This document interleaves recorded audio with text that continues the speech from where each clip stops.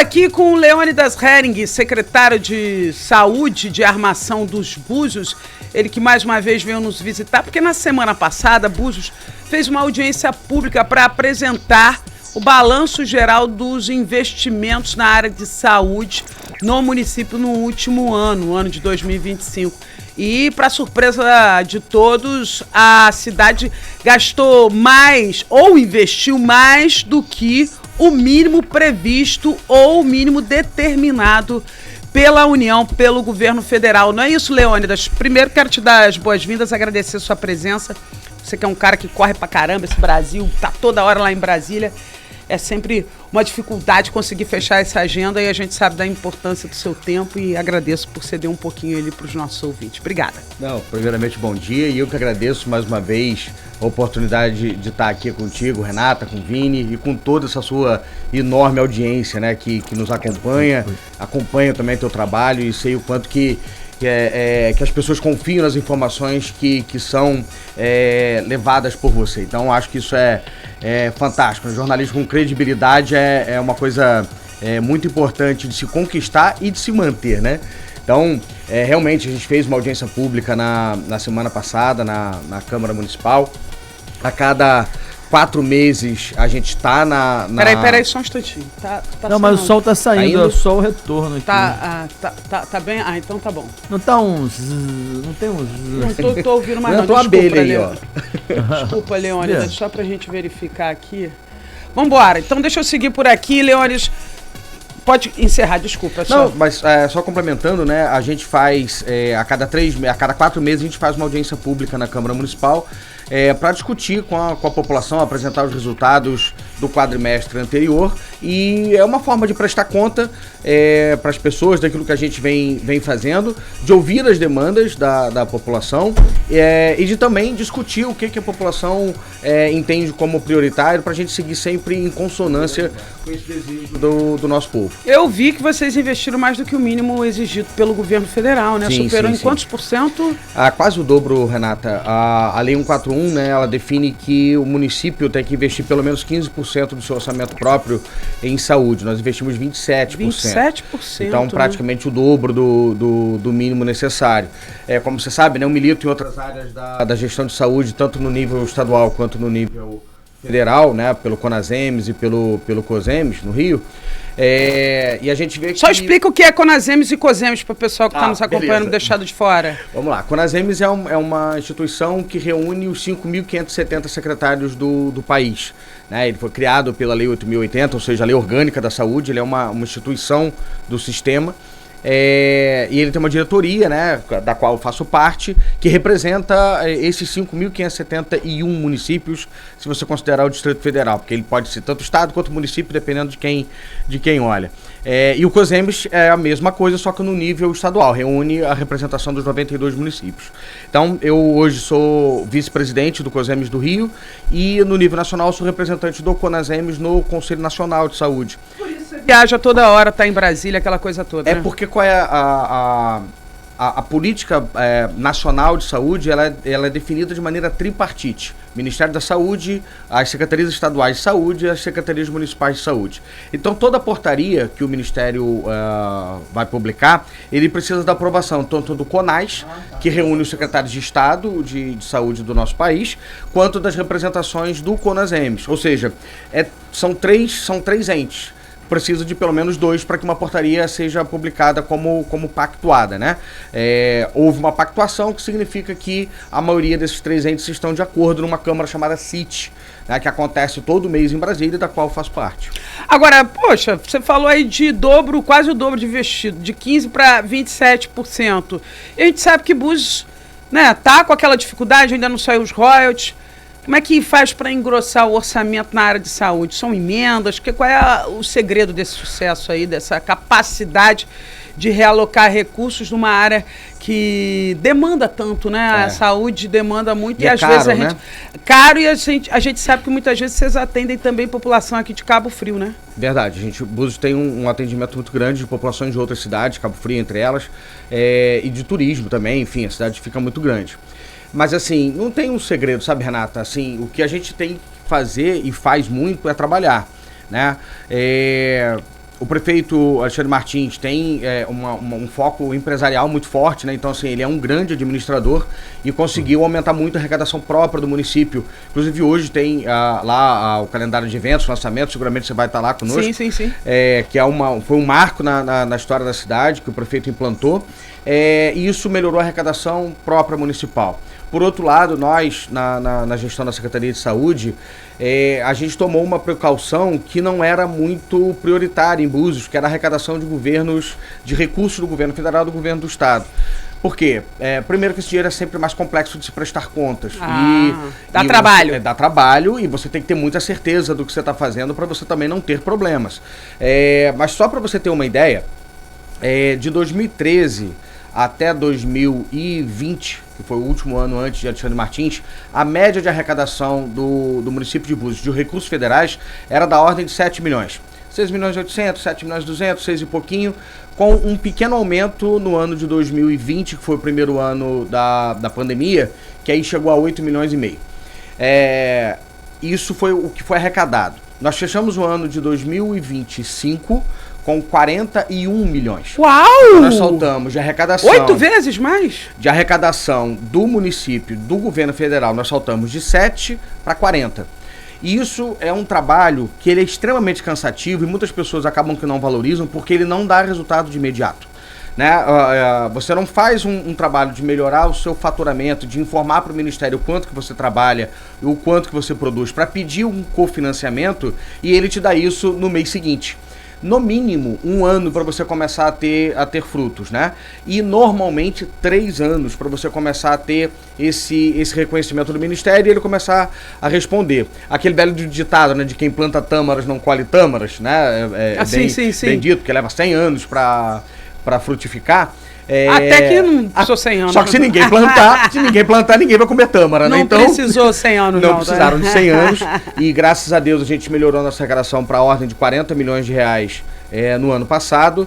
E para esse ano a gente já tem uma expectativa de melhorar mais um pouquinho. Ainda mais? Tem que melhorar mais um pouquinho. E o prefeito anunciou centro de imagem também, que é uma questão que vocês terceirizavam esse serviço, mas o prefeito tomou a iniciativa de criar uma unidade, ou dentro do Rodolfo Perissé, isso, né? Isso, exatamente. Nosso prefeito é incansável, né, Renata? Assim, ele está o tempo todo vendo o que a gente já fez, o quanto que a gente avançou, analisando os problemas, que eles sempre existem, e propondo novas soluções. Sai mais barato trazer esse serviço para dentro do hospital do que terceirizar? Então, qual que é o grande ganho que a gente tem, Renata? Ele não é necessariamente financeiro.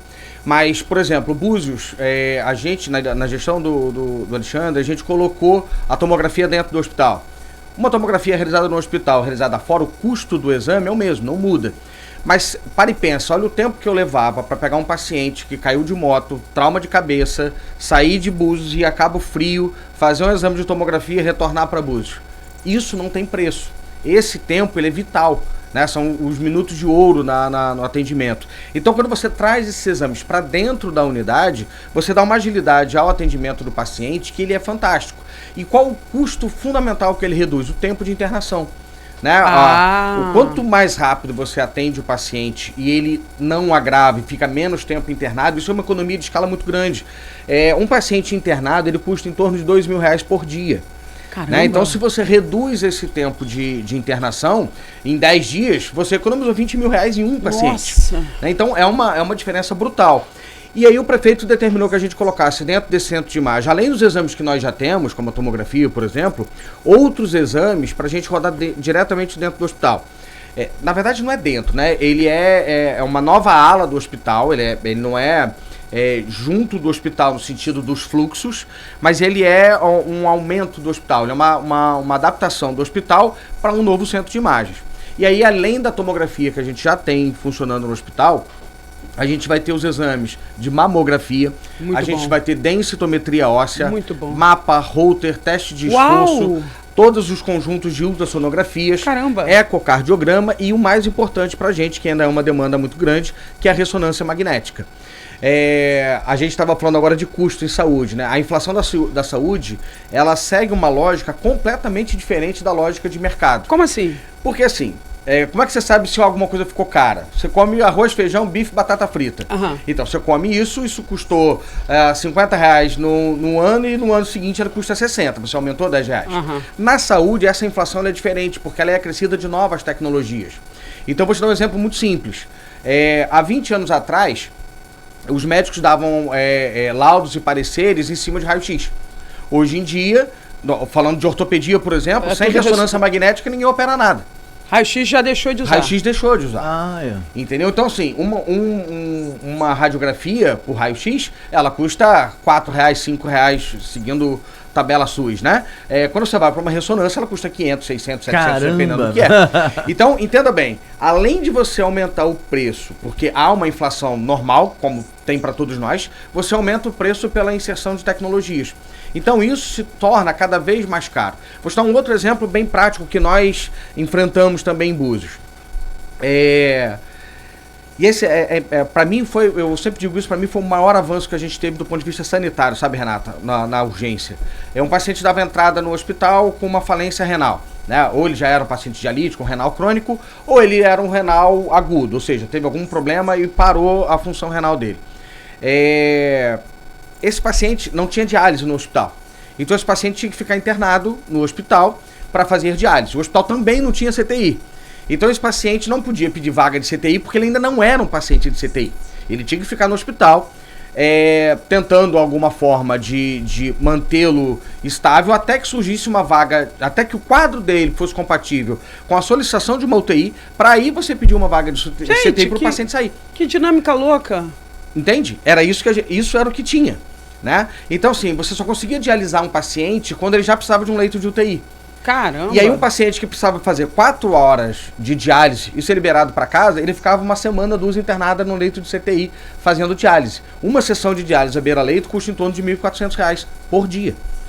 Nossa. Entende? Então, assim, o custo do sistema, como ele estava montado, ele era muito grande. Então, quando a gente conversou isso com o prefeito, imediatamente falou, não, não importa que a gente vai ter que investir mais, mas a gente vai investir e vai, primeiro, garantir uma maior taxa de sobrevida do paciente e de cura desse paciente. E outra, a gente diminui a sobrecarga no sistema, porque você começava a ter pacientes internados em leito de CTI, ocupando a vaga de um politrauma, por exemplo, de um paciente infartado, de um AVC hemorrágico, porque simplesmente ele precisava de uma diálise, não tinha diálise e o paciente agravava até o ponto de ele precisar do leito de CTI.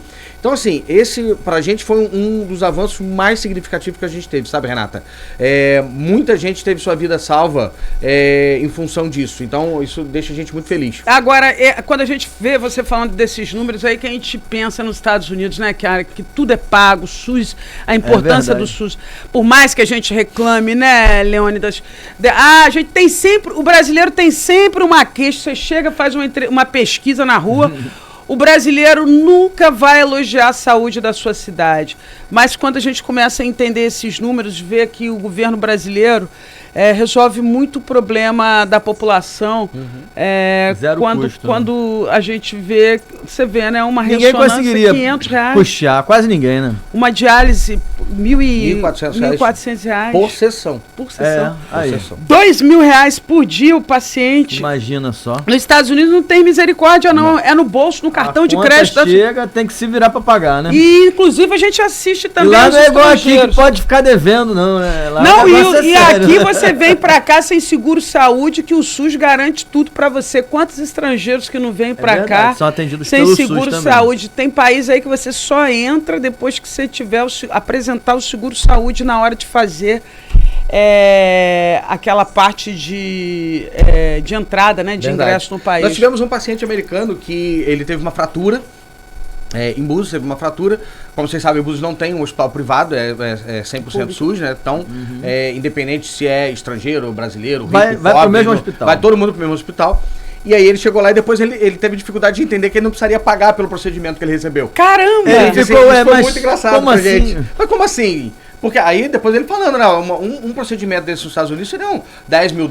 Caraca! E além de ser... $10 mil, dá 50 mil Ele já reais. tava preparado pra pagar, O né? importante é o seguinte... Aí já deve ter saído de lá gastando mais ainda. Opa, gastou mais em aí muito que dinheiro vai com a gastar cidade, tá mais, bom. né? O que é muito interessante, porque para além de ser pago, é muito caro. E você falou uma coisa que é muito verdadeira. Assim, a gente tem uma síndrome de vira-lata violenta. Né? É óbvio que a gente tem muitos problemas no nosso país e que a gente quer que ele fique cada vez melhor. E todos nós aqui, como cidadãos, temos a obrigação de trabalhar para isso. Mas assim, quando eu já tive a oportunidade de conhecer outros sistemas de saúde, visitando outros países, e você vê que a diferença é brutal.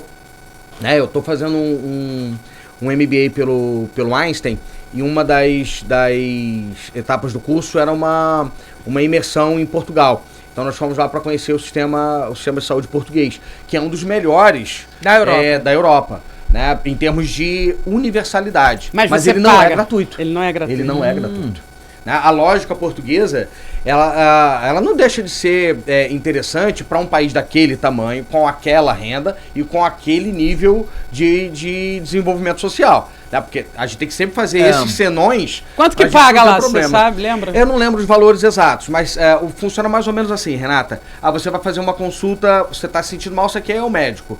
Olha, aquela consulta médica vai te custar, sei lá, por exemplo, 20 euros.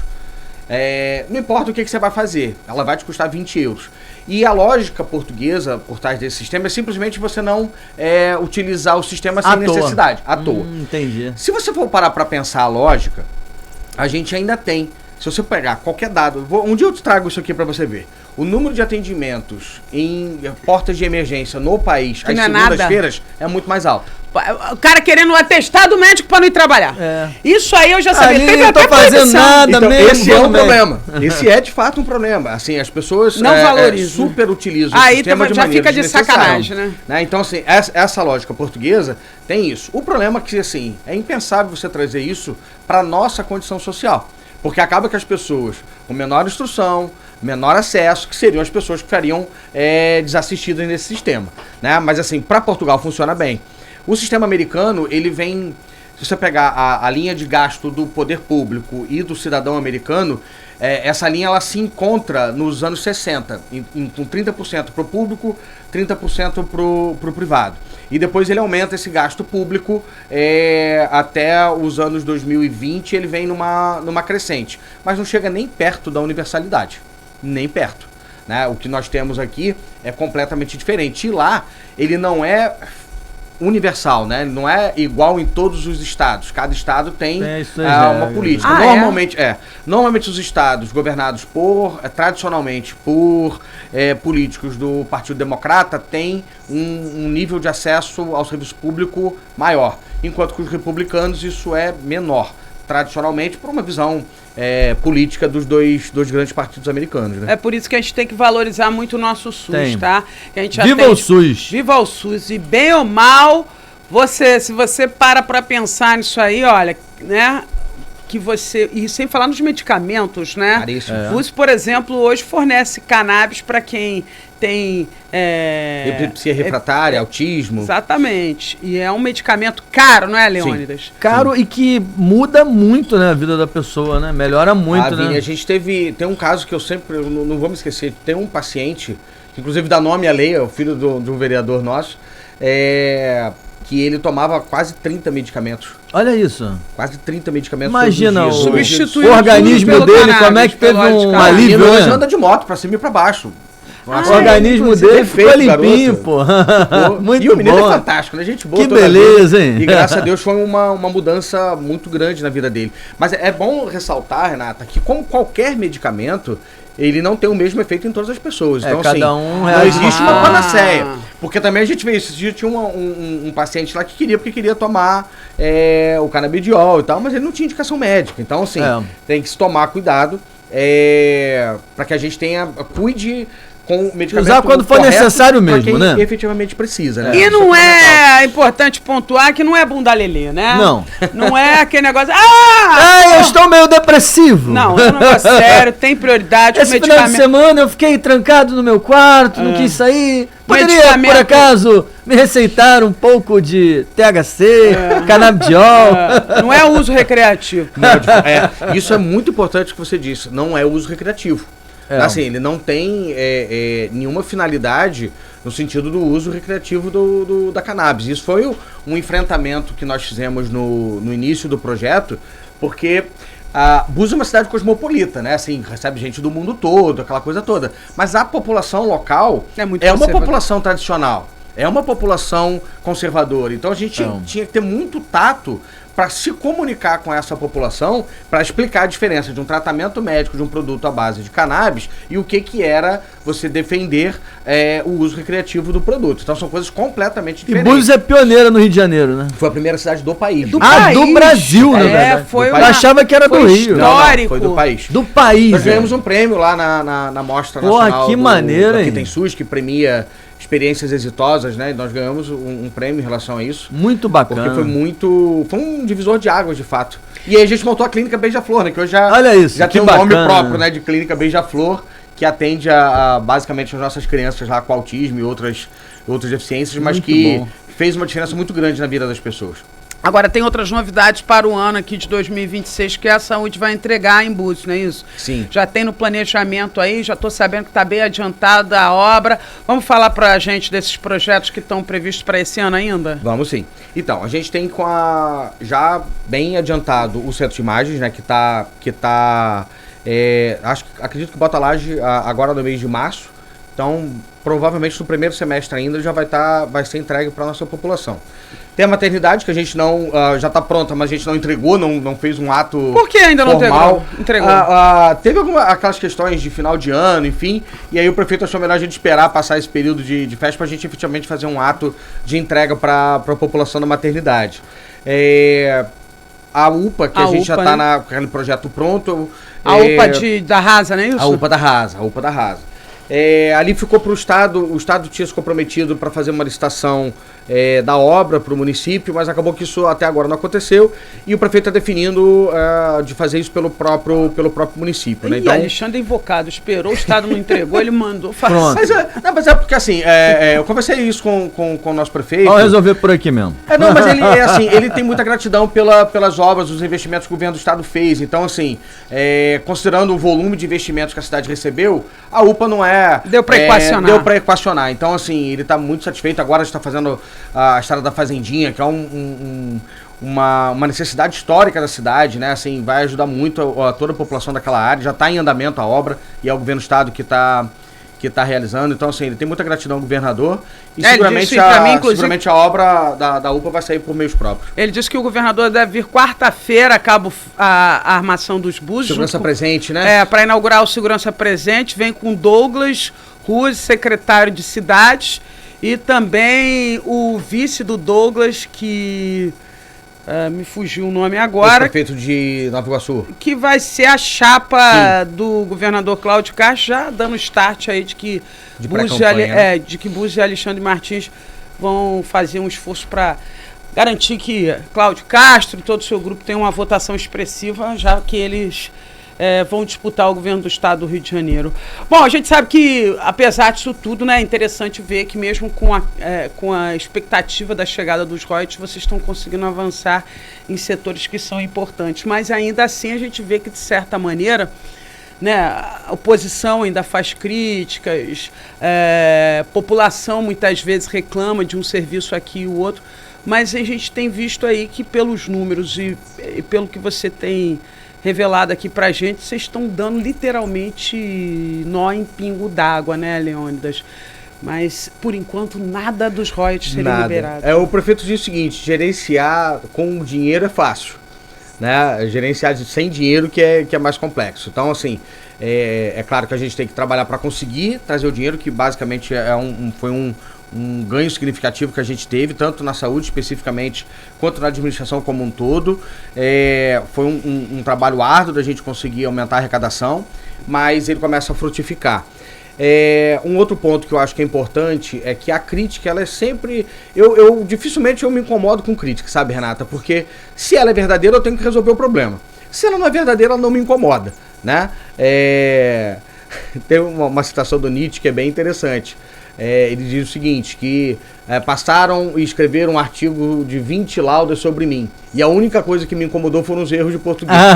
Foram os erros de português. Os erros gramaticais, né? Os erros de alemão, né? Ele era alemão. Verdade seja dita, escrever em alemão não deve ser uma tarefa simples. Eu nem me atrevo. Principalmente uma crítica. Não é? Então, e ele dizia isso. Então, tendo um pouco desse pensamento de Nietzsche, as críticas estão lá para que a gente, se são verdadeiras, a gente tem que efetivamente corrigir, e eu não me incomodo com elas. E quando elas não são construtivas, eu simplesmente as ignoro e a vida segue, e o nosso propósito é trabalhar. Me preocupo muito quando a população começa a se queixar de alguma coisa, né? E aí a gente vai investigar sempre para ver o que está acontecendo.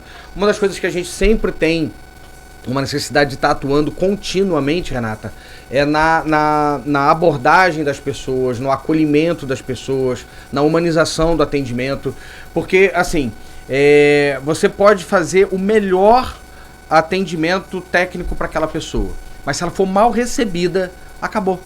Você faz de tudo e aquela pessoa sai dali falando mal do serviço. Por quê? Porque ela não se sentiu atendida. E eu costumo dizer para a nossa equipe, sempre que a gente está discutindo, reunião geral ou pontualmente, todo mundo que procura saúde, ele está com dor, ele está sofrendo, ele está com medo, seja por ele, seja por um ente querido, por um amigo próximo. Então não é uma pessoa que está no seu equilíbrio emocional perfeito. Ele está fora do seu ponto. E isso é uma reflexão. Porque ninguém deveria, pelo menos, procurar um hospital por prazer. Embora a gente saiba que tenham pessoas que sofrem de disfunção psíquico-emocional que as leve cotidianamente a um hospital por N motivos, mas a maioria não é assim. A maioria não é assim, então a gente sempre, eu coloco para minha equipe o seguinte, sempre se coloca no lugar do paciente. Às vezes é um carinho no atendimento que resolve assim, tudo. O meu gabinete é aberto, né? Então assim, eu atendo todo mundo que vai no meu gabinete, absolutamente todos que me procuram, eu atendo pessoalmente. É evidente que às vezes tem que esperar um pouquinho porque a demanda é muito grande. Mas muitas das vezes a pessoa diz, não, eu preciso falar com o secretário, eu tenho que falar com o secretário. E a gente vai ver, é uma questão às vezes absolutamente simples, de que a pessoa não se sentiu acolhida. E aí vai até lá, a gente pega, dá um abraço, ouve.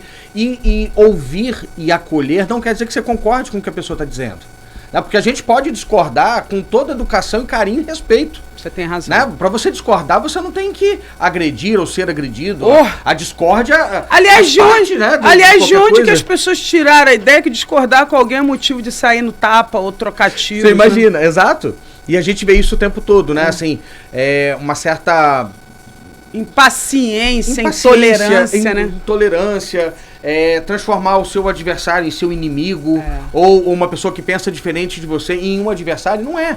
Né? No nosso caso, por exemplo, a gente está lá para fazer gestão de políticas públicas de saúde. E o nosso objetivo é oferecer o melhor. Então, quando tem uma crítica que a gente não está conseguindo, beleza, vamos ver o que a gente tem que fazer melhor. E se for uma coisa... Porque qual que é o grande problema que eu vejo? Isso é uma dicotomia, né? Quando a pessoa me apresenta um problema que eu não identifiquei, eu fico maravilhado com aquilo, porque é uma coisa que eu não tinha visto e alguém me sinalizou. Boa. Seja ela uma crítica positiva ou não, mas eu não tinha pensado naquilo, então a gente tem que trabalhar. A maior parte das vezes, a crítica, quando ela vem, é a coisa que você sabe que tem o problema e você ainda não conseguiu encontrar a solução para eles. E a gente não tem solução para tudo. Tem coisas que dependem, por exemplo, do governo federal, depende do governo do estado, e a gente fica como intermediário entre uma coisa e outra. Quer ver um ponto que é central para a gente? Diga. O tratamento oncológico. Nós temos um estudo pelo COSEMES, e no estado do Rio de Janeiro faltam 16 UNACONs, para o nosso público entender. O que é uma UNACON? É um centro de tratamento do câncer. Para ficar mais claro ainda, a Oncosol. Sim. Faltam 16 Oncosóis, né? No estado todo? No estado do Rio de Janeiro. Nossa, então nós temos... Ou seja, olha o tamanho do desafio que nós temos. E o tratamento do câncer, Renata, ele não é de obrigação do município, não é de obrigação do estado. Ele é de obrigação federal, tanto que ele é pago por FAEC. Você primeiro trata o paciente e depois você recebe tudo que você produzir. Então, assim, mas existe uma demanda de abrir novos serviços. Eu tive uns 15 dias atrás no Onco Baixada, um espaço enorme que foi inaugurado, que é um grande avanço pra gente no sentido do tratamento oncológico. Vai ajudar muito, mas ainda assim faltam mais 15. né? Então a gente precisa dessas políticas. E uma coisa que aí é uma crítica pessoal, né? Eu, Leônidas, entendo que a gente tem deixado o serviço de oncologia muito na mão da rede privada. Nada contra a rede privada, ela é inclusive legalmente possibilitada de atuar no sistema único. Mas eu não acho que ela pode ser a única opção que nós temos. Que é o caso aqui do Oncossol. Que é o caso do Oncossol. E a região tem mais de 1 milhão de habitantes. Então a gente já deveria ter um outro centro. E a minha demanda, Renata, é que seja público. Que seja público. Por quê? Porque o público não visa lucro. O público não está visando vai conseguir atender mais gente a um custo mais baixo. Quando o serviço é privado, nós tivemos uma crise uns 3 anos atrás de contraste. Teve uma baixa de contraste em nível mundial, e aí os exames, o preço do contraste subiu, os exames ficaram mais caros. A rede privada, e eu não estou dizendo que não fez porque não quis, a rede privada fica impossibilitada de realizar quando o que ela gasta para fazer o exame é mais caro do que aquilo que ela vai receber. Então ela simplesmente não faz. Ela simplesmente não faz. E aí você não pode obrigar. Porque, assim, ele não é público. Então, se você tem um centro público, principalmente nessas horas de crise, você consegue equacionar. Porque você vai aportar mais recurso e vai conseguir dar tratamento para as pessoas. Mas quando a instalação, você não tem nenhuma instalação pública atendendo isso, você fica quem manda é o mercado. Refém do mercado. Né? E não estou aqui demonizando o mercado, não, muito pelo contrário. Eu acho que faz parte, tem muita coisa no mercado privado que funciona muito bem. O Oncossol, por exemplo, funciona muito bem. Mas quando você não tem os aportes necessários, fica estrangulado. Então, assim, nas conversas que eu tenho tido aí, tanto com o Ministério da Saúde, quanto com a Secretária de Estado, que é uma parceira enorme que nós temos, a doutora Cláudia, de trazer 2 coisas para a região que sejam públicas. É um serviço de hemodinâmica. Nós só temos um também aqui em Cabo Frio, que não dá conta de atender a população inteira, né? Principalmente para cateterismo, né? Então, assim, você tem uma fila de espera de cateterismo muito maior do que deveria ser.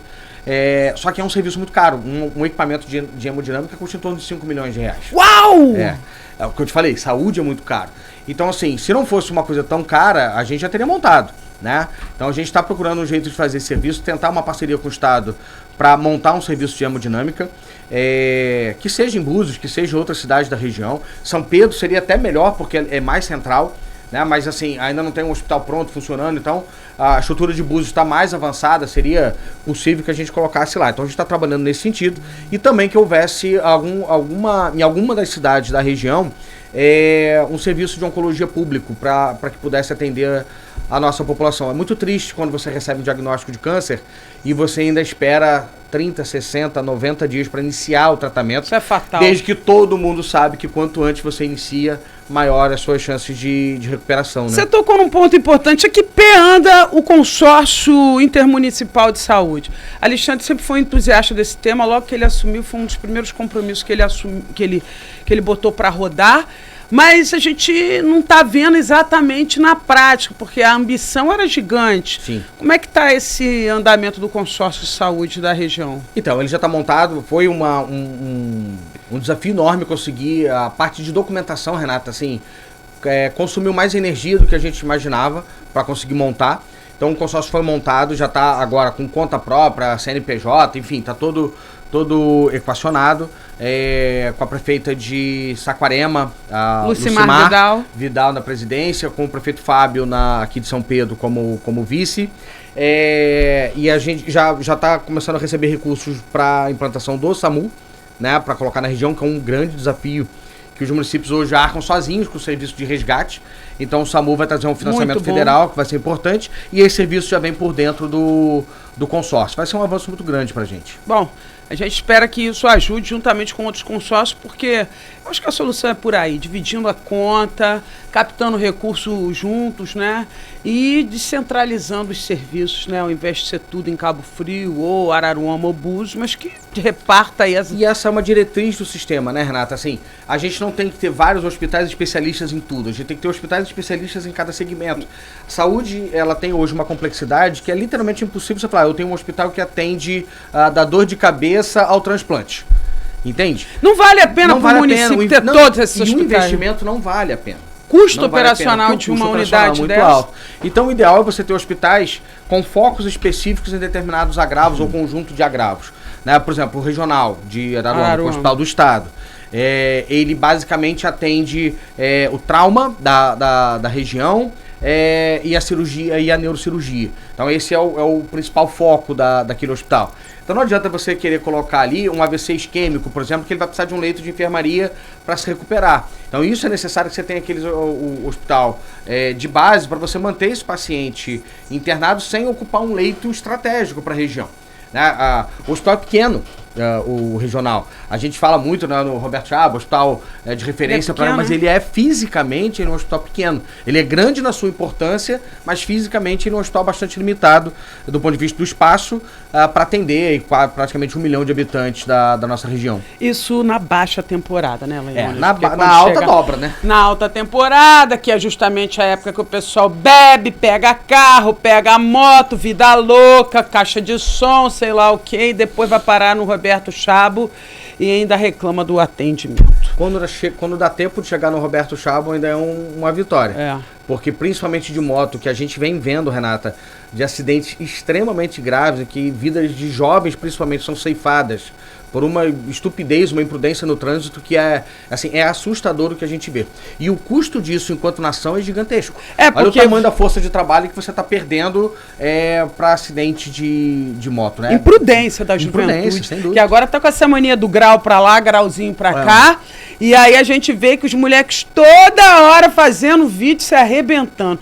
Aí na hora que a idosa cai dentro de casa, fratura um fêmur, não tem vaga no hospital para ela, porque tá o garotão reincidente ali nas suas aventuras de selvagem da motocicleta e acaba se tornando um mala da motocicleta, né? Verdade.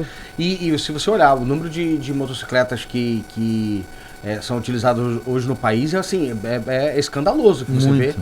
É muita coisa. Né, muita coisa. Mas isso reflete dois problemas estruturais que nós temos. A qualidade do transporte público, que é péssima no país como um todo.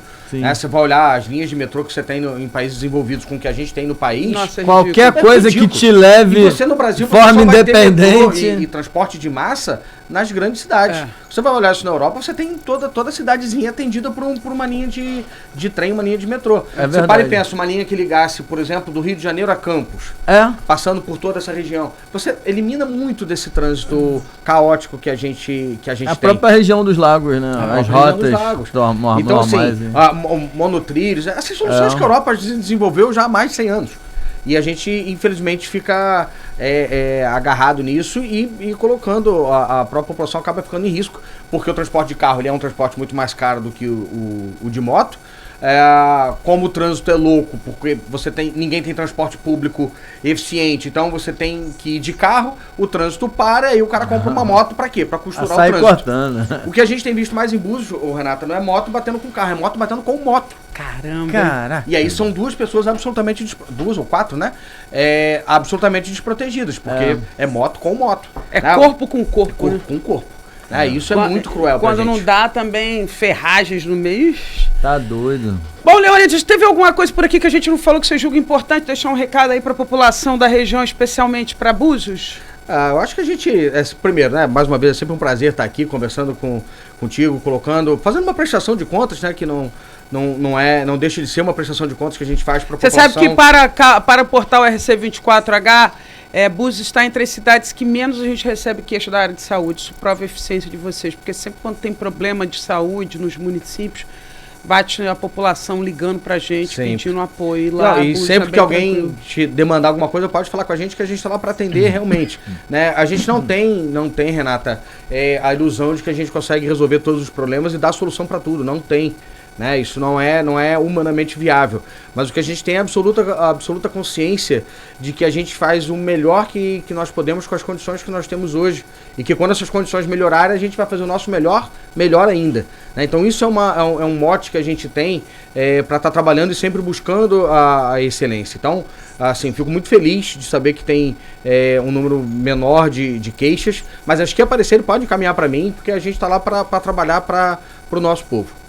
Maravilha, então. Vamos ao like e dislike, Leônidas. Não sei se você lembra daquele quadro nosso aqui que a gente pede para você dar um like para alguma coisa ou alguém e um dislike na sequência. Claro. Vou soltar a vinhetinha por aqui, sua câmera aquela ali. Vamos ver para quem vai o like e dislike de Leônidas Hering, secretário de Saúde e Armação dos Búzios, nesse dia 2 de março de 2026. Solta a vinheta, Vini.